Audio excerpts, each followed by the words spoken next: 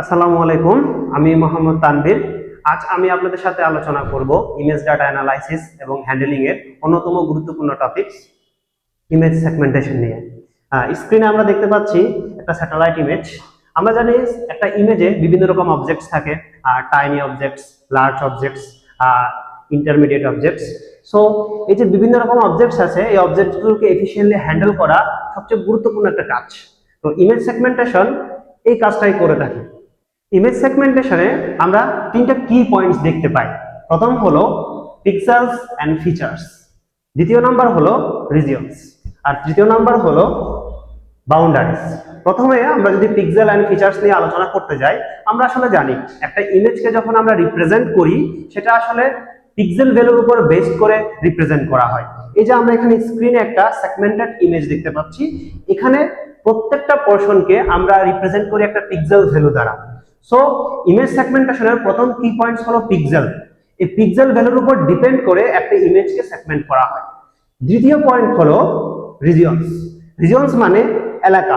এই যে আমরা এখানে একটা ইমেজ দেখতে পাচ্ছি, এখানে মাল্টিপল অবজেক্ট দেখতে পাচ্ছি, এখানে আমরা গাড়ি দেখতে পাচ্ছি, মানুষ দেখতে পাচ্ছি, বিভিন্ন রকম অবজেক্ট দেখতে পাচ্ছি। এই প্রত্যেকটা অবজেক্টের একটা নির্দিষ্ট এলাকা রয়েছে।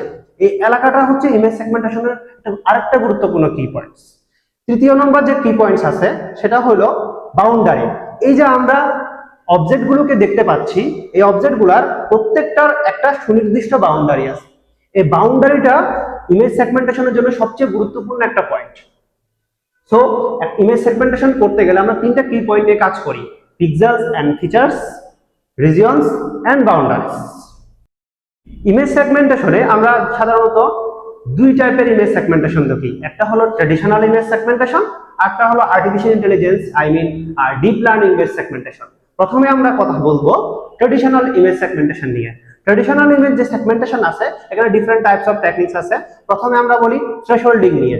এই যে আমরা দেখতে পাচ্ছি ইমেজটা, থ্রেশহোল্ডিং বেসিক্যালি কাজ করে ইমেজের হিস্টোগ্রাম অ্যানালাইসিসের উপর বেস করে।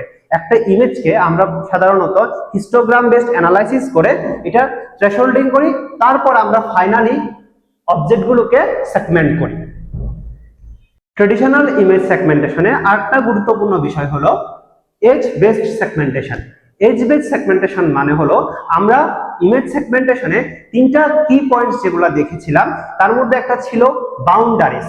এই বাউন্ডারিজ এর উপর ভিত্তি করে যে সেগমেন্টেশনটা হয় এটাকে বলা হয় এজ বেসড সেগমেন্টেশন।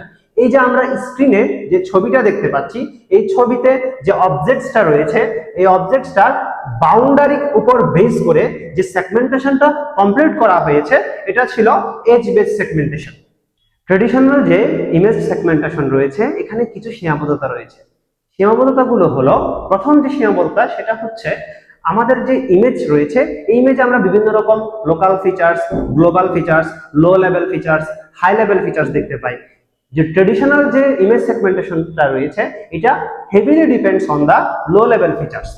তারপর হলো এটাতে আমরা বিভিন্ন রকম টেক্সচার্স গুলো দেখতে পাই, কার্ভস গুলো দেখতে পাই, একটা ইমেজের ইন্টেন্সিটি আছে, এই ইন্টেন্সিটি গুলাকে পারফেক্টলি সে আসলে হ্যান্ডেল করতে পারে না। আরেকটা বিষয় হলো একটা ইমেজের মধ্যে স্বাভাবিকভাবে নয়েজ থাকবে, বিভিন্ন রকম কমপ্লেক্স আর্কিটেকচার, কমপ্লেক্স ফিচার্স গুলো থাকবে। ট্র্যাডিশনাল ইমেজ যে সেগমেন্টেশন গুলো আছে ওই সেগমেন্টেশন গুলো আসলে ওই কমপ্লেক্স ফিচার্স গুলোকে সে হ্যান্ডেল করতে পারে না। আর তিন নম্বর যে গুরুত্বপূর্ণ লিমিটেশন সেটা হলো এটা ম্যানুয়াল টিউনিং করা লাগে। আমরা ম্যানুয়ালি কাজ করতে হয়। এই যে ম্যানুয়ালি কাজ করতে হয় এটা আসলে অনেক বেশি সময় সাপেক্ষ।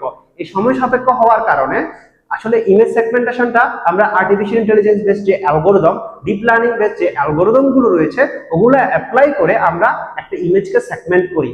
আমরা পরবর্তীতে ডিপ লার্নিং বেসড যে সেগমেন্টেশন ওটা নিয়ে আলোচনা করবো ইনশাআল্লাহ।